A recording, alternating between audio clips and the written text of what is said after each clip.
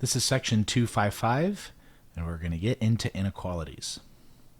So we're going to understand the concept of function inequalities. Now, what does an inequality mean? We have been used to taking a look at solutions to an equation.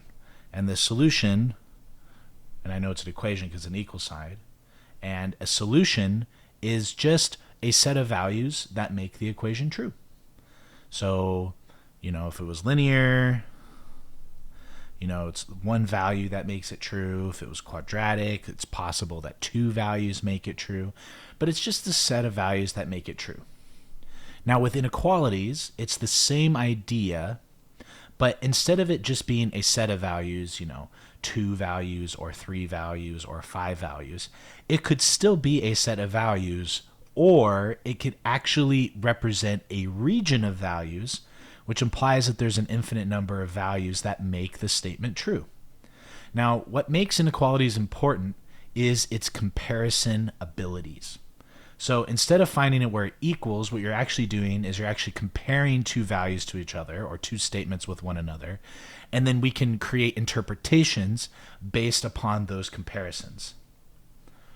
So if I just wanted to look at graphically what this x is less than 4 looks like, if I were to draw a number line, because it says less than 4, it doesn't say equal to, we place an open circle on 4, and then x is less than 4.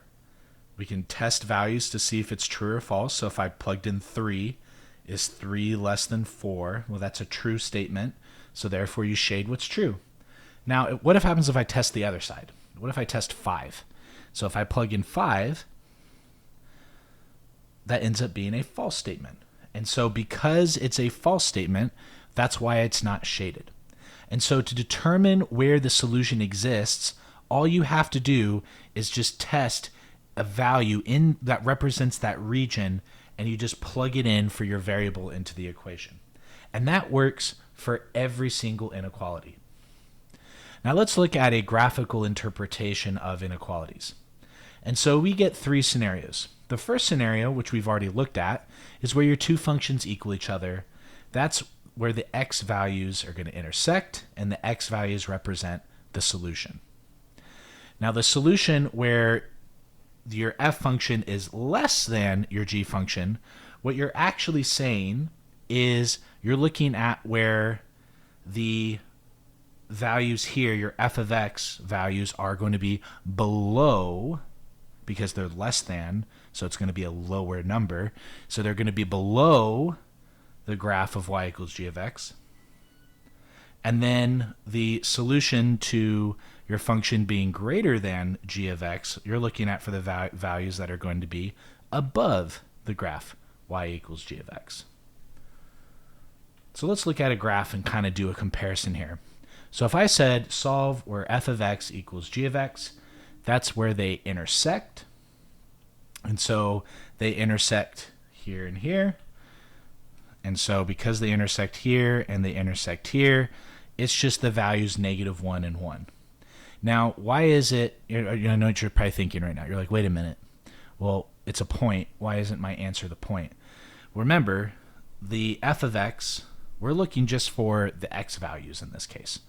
Because if I were to say y equals y, the y's disappear. We're just looking for the x values, right? So the solution is what x values make the statement true. So -1 makes it equal to my +1, which makes the y values then equal, if that makes any sense. So it's saying, where are my y values equal? Well, it's -1 and +1 that make my y values equal, right? So it's not saying what's the point, it's saying where or what x value makes them then equal. So then the next statement where it says my f of x is less than g of x, okay, so now I'm saying, where is my g function larger or my f function less than? And so making that comparison, my g function is larger, basically everything on this side of those boundary points. And I kind of show there at the very bottom with the shading, that's the numeric interpretation or the linear interpretation of what we just saw. And so all of these values from negative infinity, this graph is larger all the way until I get to -1, and then it switches, right? Now that graph becomes larger and still larger, and then we get back to over here, and this is where it switches again. And so my answer would be from negative infinity to -1, union 1 to infinity. Open circle, parentheses. Now where it says, where does my f function, where is that greater than or equal to my g of x, that's going to be the values here. And so we know it's larger now on the inside of it. And so all of those values, my f of x is the green, right? It's showing that it's larger than my g of x. And so it's going to be those values from -1 to +1. So let's look at another one. Again, where do they equal each other? Okay, or what x values make them equal? Okay, that's going to be -1 and it's going to be 2. That's where they're going to be intersecting. That's where the two functions are going to then equal each other. And now it says solve your f of x being less than your g of x. And so where is my graph then going to be? My f function is going to be less than my g function, or is my g function going to be bigger than my f function? And so it's going to be where the blue y value is higher than the red y value. And so that's then going to be from negative infinity to -1, union from 2 to 0. Now, all I did was just project that and flatten it on the number line. And then 3 says solve where your f function is greater than or equal to g of x. So that's where's my f function now, my red function, where are those y values going to be higher? So my red value is higher than my blue value here, and it's within that region where those green lines are showing that it's larger, and so that's going to be from -1 to +2. Now, what you're going to see as a pattern moving forward is sometimes we like to compare it to 0.